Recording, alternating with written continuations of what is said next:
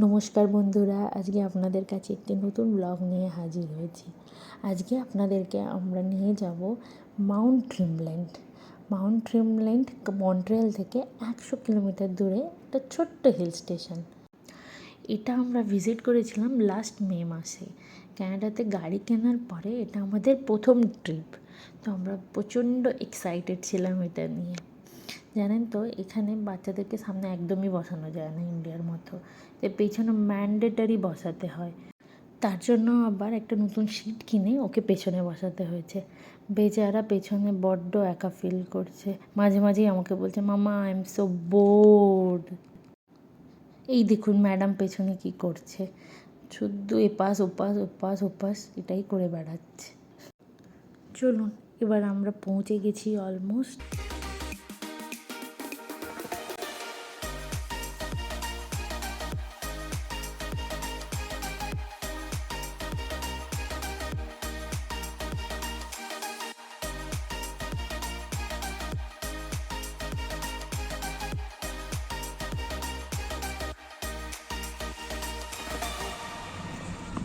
I followed you.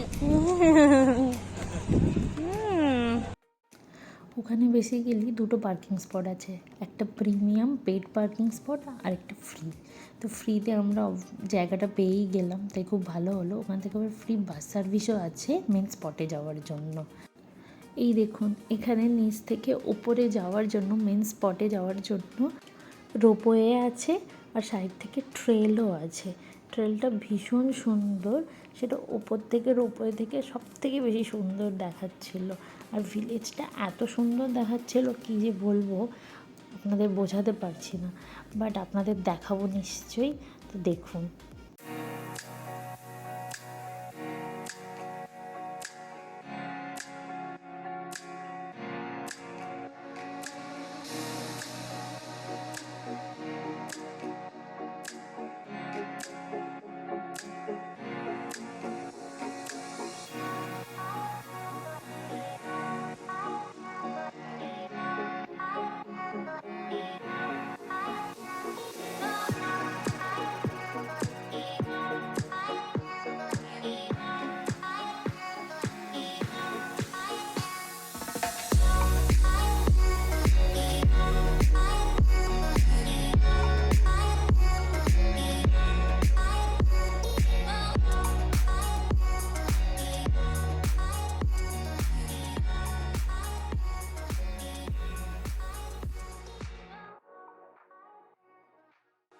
এই যে পৌঁছে গেছি, আমরা নেমে গেলাম মেন স্পটে।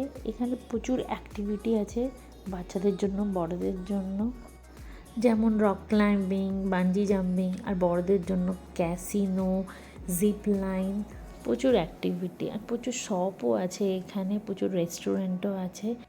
তাছাড়া এটা কিন্তু মাউন্ট ট্রিমব্ল্যান্টের টপ পয়েন্ট নয়, এটা তো মিডিল পয়েন্ট। এখান থেকে টপ পয়েন্টে যেতে গেলে গন্ডোলা অথবা এটাকে আপনারা রোপওয়েও বলতে পারেন, ওই রোপওয়ে করে যেতে হয়। তো সেই রোপওয়ের এক্সট্রা ফেয়ার আছে, যেটা আমাদের প্রথমে একটু বেশিই লেগেছিল। তারপরে ভাবলাম না, সব জায়গাতে অলমোস্ট এইরকমই দাম হয়। এই দেখুন, আমাদের মিষ্টু রানী চলেছে, সে নাকি বাঞ্জি জাম্পিং করবে, ওইটুকুন 3.5 বছরের মেয়ে। তাকে ধরে রাখা যাচ্ছে না, দৌড়ে দৌড়ে পালাচ্ছে। এই দেখুন সবাই কি সুন্দর করছে বাঞ্জি জাম্পিং, এগুলো দেখে আর বাচ্চাদের আটকানো যায়?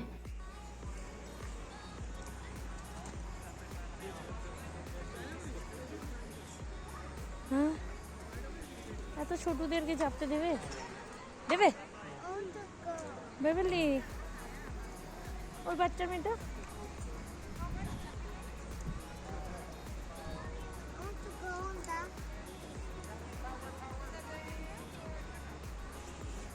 হ্যাঁ, ওই জিজ্ঞেসটা করো, স্লোলি স্লোলি করবে, অত উঁচু উঁচু ধরে ফেলবে। ওকে ওকে, আপাতত অনেক কষ্টে বুঝিয়ে ওকে আনা হয়েছে। চলুন এবারে টপ পয়েন্টের দিকে যাওয়া যাক গন্ডোলা চেপে। আপনাদের দেখাতে দেখাতে নিয়ে যাব, ভীষণ সুন্দর লাগবে আপনাদের জায়গাগুলো।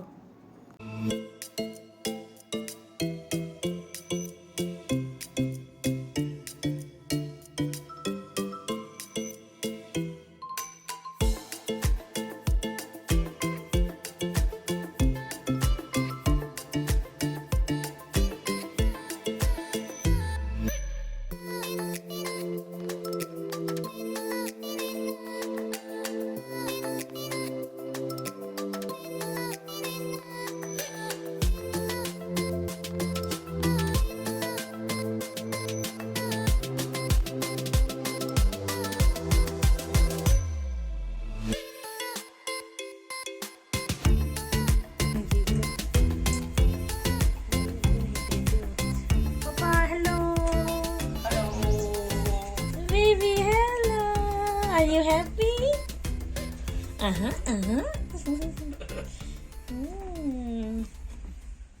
অলমোস্ট আমরা পৌঁছেই গিয়েছি। জানেন তো, সাইড থেকে ট্রেকিং করেও উপরে ওঠা যায়, যেটা আমাদের পক্ষে পসিবল নয়। অনেকেই আমরা দেখছি বেশ ভালো রকম ট্রেকিং করে উপরে উঠছে। চলুন এবারে উপরের জায়গাগুলো আপনাদেরকে দেখাই। জানেন তো, উপরে উঠে জানতে পারলাম যে কিছুক্ষণের মধ্যে এখানে খুব ঝড় বৃষ্টি হতে চলেছে। তাই জন্য সবাইকে বেশিক্ষণ বাইরে বসতেই দিল না, তাড়াহুড়ো করে অবজারভেশন ডেস্কের মধ্যে ঢুকিয়ে নিল। তো আমরা সেখানে অলমোস্ট 1 থেকে 1.5 ঘন্টা ওখানেই আটকে পড়েছিলাম। বাট তবুও ওখানে খুব সুন্দর একটা রেস্টুরেন্ট আছে, যার জন্য সবার খুব একটা অসুবিধা হয়নি। ওইটুকুন টাইমের মধ্যে যতটা ভিডিও করা গেছে ততটাই ভিডিও করেছি, ততটাই আপনাদের সাথে শেয়ার করছি। দেখুন ভীষণ সুন্দর দেখাচ্ছে। এখন এই রোপওয়েগুলো চলে না, কারণ ফুললি সামার আসেনি এখনও পর্যন্ত। তাই জন্য হয়তো পরের দিকে এগুলো সব ওপেন হয়ে যাবে আর অ্যাক্টিভলি মুভ করবে। দেখুন আমাদের ম্যাডাম ডান্স করছে, হাওয়া খাচ্ছে, চিপস খাচ্ছে। চলুন তাহলে এবার নিচের দিকে নামা যাক। নিচে একটা খুব সুন্দর শপিং ভিলেজ আছে, প্রচুর রেস্টুরেন্টও আছে, সেখানে আপনারা খেতেও পারেন। চলুন তাহলে এবারে নিচের দিকে নামি।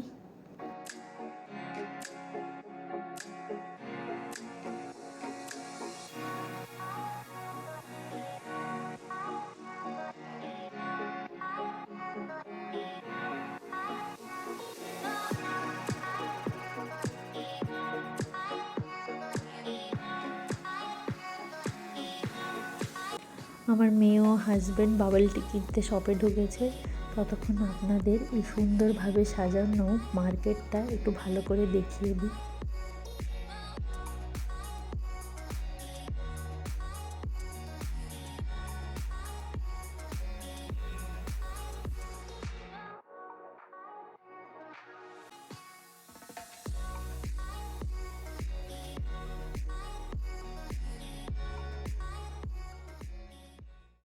চলুন বেরিয়ে পড়লাম বাড়ির পথে। প্রচণ্ড মেঘলা করেছে, ঝড় বৃষ্টির ওয়ার্নিংও চলে এসেছে ফোনে।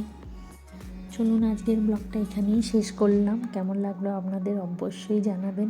ভালো লাগলে লাইক ও সাবস্ক্রাইব করতে ভুলবেন না।